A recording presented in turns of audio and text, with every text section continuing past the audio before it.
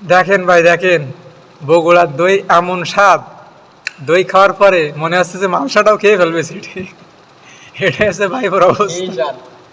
আসসালামু আলাইকুম। আমি শুনেছি বাংলাদেশের সবচেয়ে বিখ্যাত দই বগুড়ার দই, তাই আজকে তার প্রমাণ করতে আসলাম। দেখেন বগুড়ার দই কিন্তু আমরা নিয়ে চলে এসেছি। একটা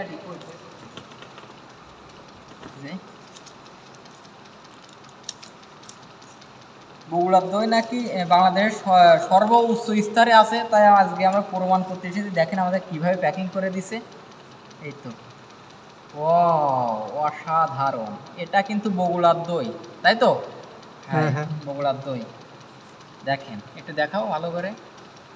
এটাই আমাদের এখানে কিন্তু মালসাটা একটু মানে সিয়াটা ধরনের থাকে, এটা কিন্তু দেখেন গোল। এর ভিতরে তেমন একটা বেশি ধরে না, কিন্তু আমার মনে হয় এটা আনুমানিক 700 থেকে 800 গ্রাম হবে। গড়ে আমার দোকানদার বললো যে এর ওজন 1.5 কেজি প্লাস হবে। আমি বলছি 1 কেজি হবে কি, মানে দইটা না, বললে যে 1 কেজি হবে, কিন্তু আমার আনুমানিক এর যে খোল, এর খোল কিন্তু বেশি একটা না। 700 থেকে 800 গ্রামের মানে দইটা হবে আর কি। বগুড়ার দই একটু দেখি কেমন হতে পারে।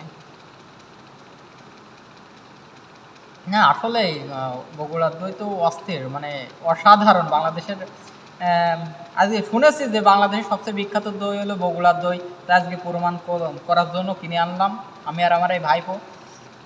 আসলে বগুড়ার দই অনেক মানে মিষ্টি টক দুইটাই আছে, কিন্তু অসাধারণ। বগুড়ার দই বাংলাদেশে বিখ্যাত বলেছে কেন?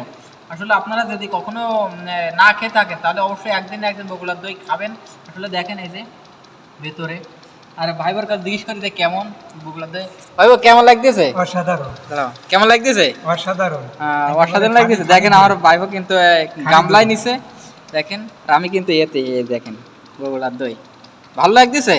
অবশ্যই দুইজন কিন্তু 1 কেজি মানে বলছিল যে তোমার 1 কেজি হবে, কিন্তু 1 কেজি একটু কম হবে আর কি। এই ছিল আজকের ভিডিও। সবাই ভালো থাকবেন, সুস্থ থাকবেন, আর বগুড়ার দই না খেয়ে থাকলে অবশ্যই খাবেন একবার না একবার। দেখেন ভাই দেখেন, বগুড়ার দই এমন স্বাদ, দই খাওয়ার পরে মনে হচ্ছে যে মাংসটাও খেয়ে ফেলবে সেটি। এটা হচ্ছে ভাইপোর এই অবস্থা। স্বাদ। কেমন লাগলো দই? দেখেন নিয়ে এর ভিতরে অসাধারণ।